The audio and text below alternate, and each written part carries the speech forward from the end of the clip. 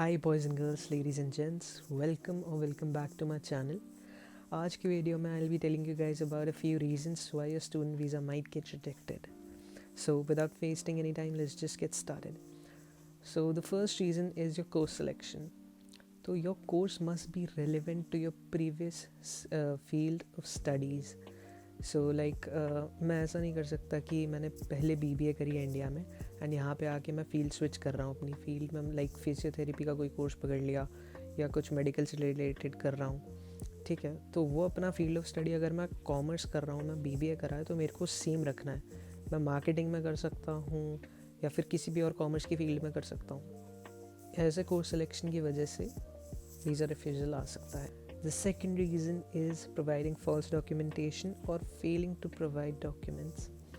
So by false documentation what I mean is कि at times क्या होता है, लोगों के पास work experience नहीं होता but still वो अपना एक fake work experience letter बनवा लेते हैं and वो application को submit कर देते हैं. तो इसके दो repercussions हैं. The first one is आपका वीज़ा reject हो जाएगा. And the second repercussion is you might get blacklisted from the country because of providing false information. And कई लोग अपने डॉक्यूमेंट्स पूरे प्रोवाइड नहीं कर पाते हैं. लाइक आपको अपने सारे एकेडमिक डॉक्यूमेंट्स चाहिए होते हैं, फाइनेंसिंग डॉक्यूमेंट्स चाहिए होते हैं, like your bank letter, statements etcetera. तो कई लोग इनमें से कुछ चीज़ें मिस कर जाते हैं अननोइंगली, तो उसकी वजह से भी रिफ्यूज़ल आ सकता है. एंड अगर आप डॉक्यूमेंटेशन मिस करते हो तो दो चीज़ें हैं, या तो आपका रिफ्यूज़ल आ जाएगा या फिर आपको एक रिक्वेस्ट दी जाएगी कि आपके पास इतना टाइम है and you have to upload these documents within this time frame. तो उस केस में क्या होता है कि आपके वीज़ा में एक थोड़ा सा डिले आ जाएगा. ठीक है, तो इस चीज़ का भी ध्यान रखना है.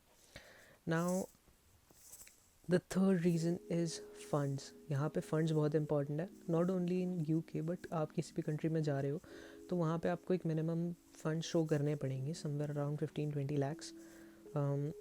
बट इधर का क्या सिचुएशन है कि लाइक फॉर एग्ज़ाम्पल मैं यूनिवर्सिटी स्टूडेंट हूँ एंड मेरी फ़ीस इज़ 10,000 pounds. ठीक है, and I am living in London. तो यहाँ पे मेरे को 1 year के लंडन के एक्सपेंसेस शो करने पड़ेंगे which is somewhere around 12,000 pounds और 12,006 pounds to be precise. तो if I am staying in London, मेरे को अपनी यूनिवर्सिटी फ़ी और उसके एडिशन में अपने लंडन के लिविंग एक्सपेंसेस शो करने हैं.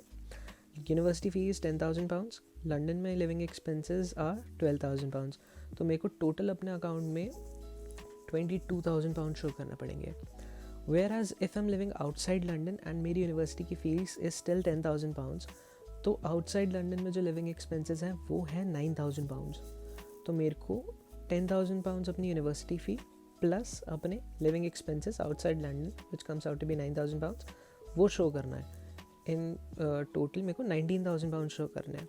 अब जो ये अमाउंट है इसको मैं दो अपने अकाउंट्स में भी शो कर सकता हूँ, 3 अकाउंट्स में भी शो कर सकता हूँ, but account should not exceed 3. ठीक है, आपको 3 अकाउंट्स में शो करना है.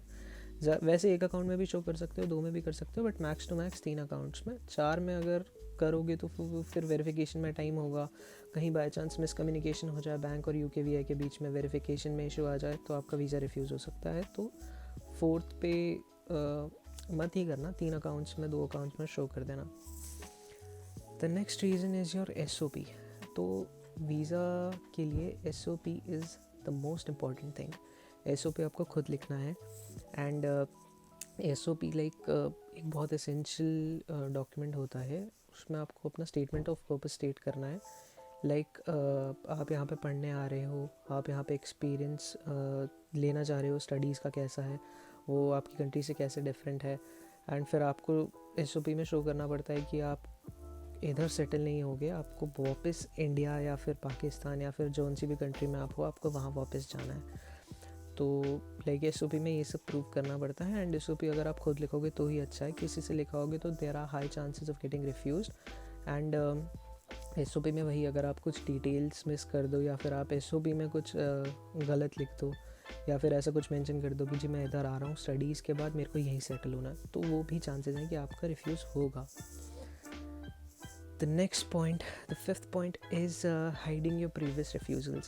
तो देखो, अगर आप कहीं भी अप्लाई कर रहे हो किसी भी कंट्री में, जैसे फॉर इंस्टेंस आपने स्टार्टिंग में कनाडा में अप्लाई करा, आपका एक रिफ्यूज़ल आ गया, आपने कनाडा में फिर अप्लाई करा, फिर रिफ्यूज़ल आ गया, फिर आपने सोचा कि चलो अब यूके अप्लाई करते हैं, तो आपने यूके में अप्लाई करा। एंड यूके में फॉर्म के टाइम पे ना एक आपसे क्वेश्चन पूछा जाता है कि are there any previous refusals. तो आपको उस पर, अगर आपका प्रीवियस रिफ्यूज़ल है तो वो आपकी यूके वीआई के एप्लीकेशन पे कोई मतलब इफ़ेक्ट नहीं करेगा, बट अगर है तो आप उसको मेंशन करना, बिकॉज़ अगर आप उसको हाइड करोगे तो वो एक रीज़न बन सकता है। क्योंकि इनको कुछ नहीं करना, इनको आपके पासपोर्ट की इन्फॉर्मेशन डिटेल्स डालनी है सारी की सारी, इनके पास अपने आप आ जाएगा कि आपके कितने रिफ्यूज़ल्स हैं, कौन सी कंट्री से रिफ्यूज़ हुआ है। तो अगर आप बता दोगे तो ज़्यादा बेहतर है, हाइड करोगे तो उनको वैसे ही पता चल जाएगा, तो इस केस में भी रिफ्यूज़ल के चांसेस हाई हो जाते हैं। Now the last point is कि आपका सब कुछ हो गया, आपका पासपोर्ट स्टैम्प हो के आ गया है, आपने टिकट्स ले लिया, आप फ्लाइट में बैठ गए हो, तो आप यूके पहुंच गए, आप हीथ्रो लैंड कर गए। इस केस में क्या होता है कि इमिग्रेशन ऑफिसर से बात करनी पड़ती है आकर। तो कुछ स्टूडेंट्स मैंने देखा है जो कम्युनिकेट नहीं कर पाते हैं, जिनसे बात नहीं हो पाती, उनको इंग्लिश में बात करनी नहीं आती, उन्हें इंग्लिश समझ नहीं आती है कि इमिग्रेशन ऑफिसर क्या कह रहा है। ना उसको समझ आता है कि आप क्या कह रहे हो, ना आपको समझ आता है कि वो क्या कह रहे हैं। तो इस केस में क्या होता है कि आपको एक अलग से रूम में क्वेश्चनिंग के लिए लेके जाया जाएगा, ताकि वो अपने हिसाब से वेरीफाई कर पाएँ कि आप एक स्टूडेंट हो या नहीं। अब अगर आपको अलग क्वेश्चनिंग के लिए ले जाएंगे तो फिर वो इंटायरली उन पर डिपेंड करता है, ठीक है, कि आपके आंसर से वो सेटिस्फाइड हैं या नहीं है।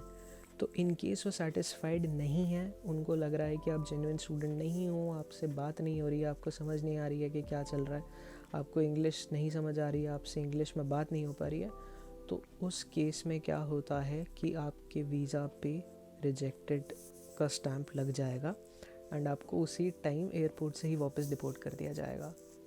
तो इस चीज़ का ख्याल रखना है। तो आज की वीडियो के लिए यही था। आई होप पसंद आया हो। पसंद आया तो लाइक, शेयर एंड सब्सक्राइब कर देना। एंड मिलते हैं फिर किसी वीडियो में। Thanks for watching.